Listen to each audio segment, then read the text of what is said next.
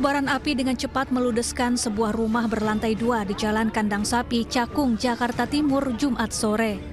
Warga pun panik dan memadamkan api dengan peralatan seadanya. Petugas yang tiba di lokasi langsung berjibaku memadamkan api. 1 jam kemudian, api berhasil padam.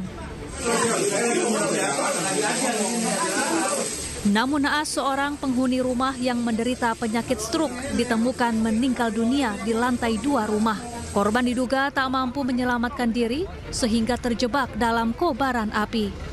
Kejadiannya saya juga posisi saya kan udah pulang nih, rumah saya kan di sana. Tapi kakak saya telepon, kalau ada kebakaran di dekat depan rumah, ya saya panik, saya kaget pulang sini. Waktu sini udah rame, saya juga iring-iringan dengan belakang diri itu. Pas sampai lihat di sini, udah ada Pak RW, udah ada Pak dari kelurahan, udah lengkap lah, dari Kasatpol juga udah pada datang semua, Kasupang. Diduga kebakaran terjadi akibat korsleting listrik. Sementara jasad korban dievakuasi ke Rumah Sakit Cipto Mangunkusumo. Dari Jakarta, Rio Manik, iNews melaporkan.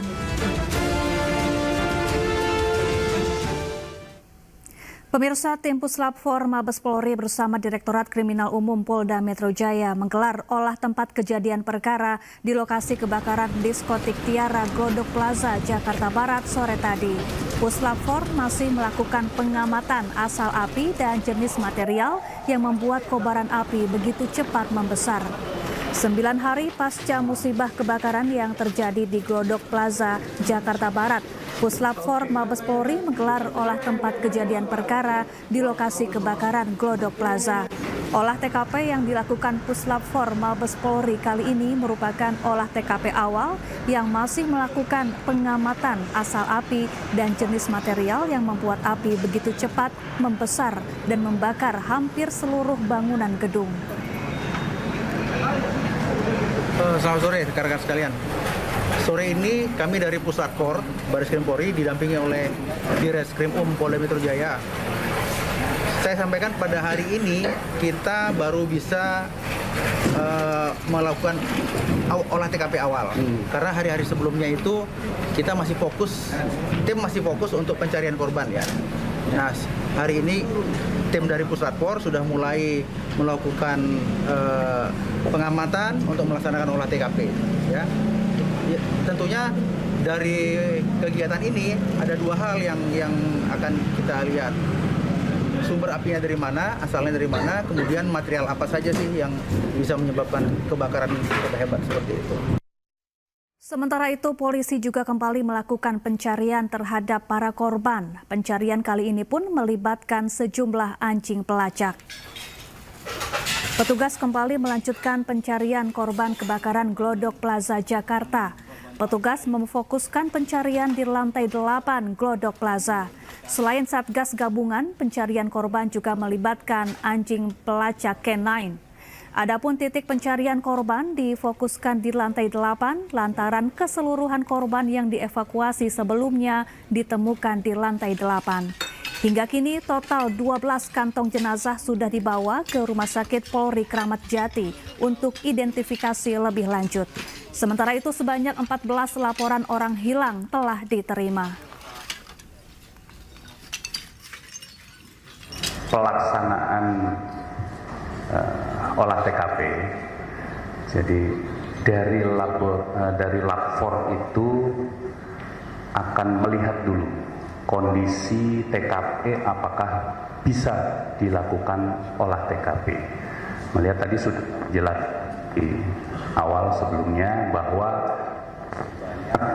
tumpukan-tumpukan material bangunan yang akibat terbakar yang menghalangi untuk dilakukannya penyisiran dan olah TKP.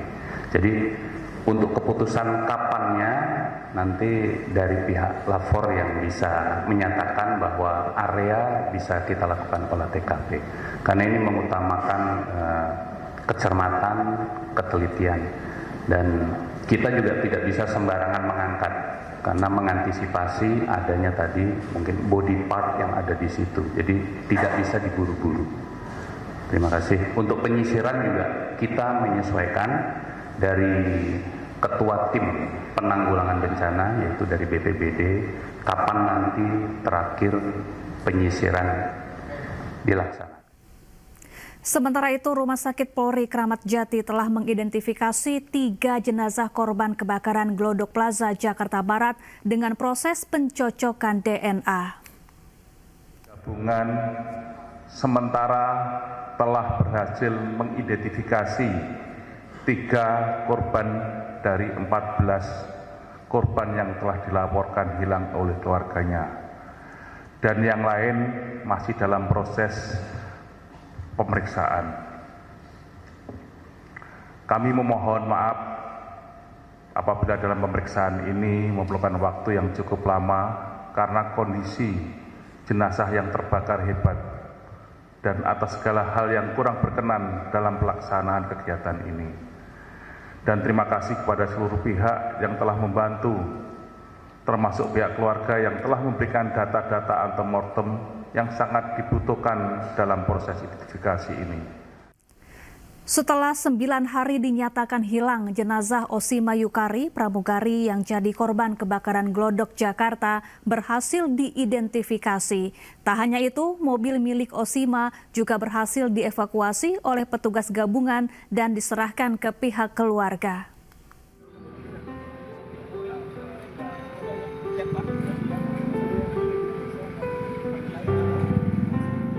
Tangis keluarga pecah melihat mobil Osima Yukari.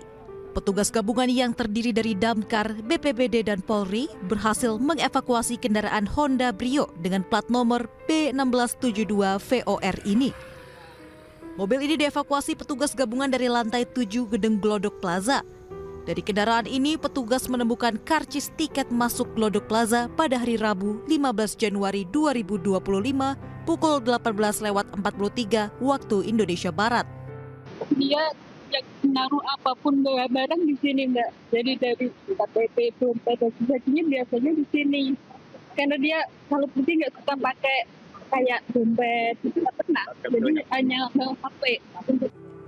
Osima Yukari merupakan salah satu korban tewas pada tragedi kebakaran Glodok Plaza. Saat kejadian, ia bersama rekan sesama pramugari sedang merayakan ulang tahun salah satu temannya di diskotik Tiara Glodok Plaza. Setelah melalui proses panjang, jenazah Osima akhirnya berhasil diidentifikasi 24 Januari 2025, tepatnya 9 hari setelah kejadian. Bapak-bapak yang menggali kubur saya sudah siapkan, cari tempat yang terbaik bagi anak saya. Saya tadi putusan anak-anak dulu pesan apa itu patokan tuh apa namanya? Oh iya. Ya, itu sudah pesan. Iya, batu nisan termasuk tulisannya lahir 13 Maret 1995, sekarang wafat 15 Januari 2025.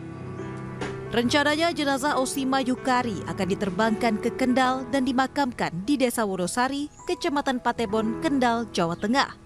Tim Liputan iNews melaporkan. Pemirsa, pelaku penodongan di SPBU Res Area Cibubur Tol Jagorawi Cipayung, Jakarta Timur akhirnya ditangkap polisi. Dari hasil pemeriksaan, benda mirip pistol yang ditodongkan pelaku ke petugas SPBU ternyata hanya korek api.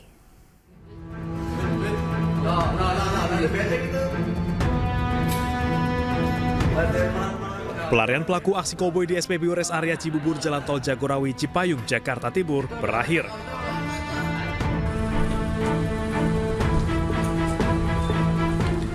Pria berinisial DD, 65 tahun, ditangkap dan ditahan Subdit Jatan Ras Ditreskrimum Polda Metro Jaya.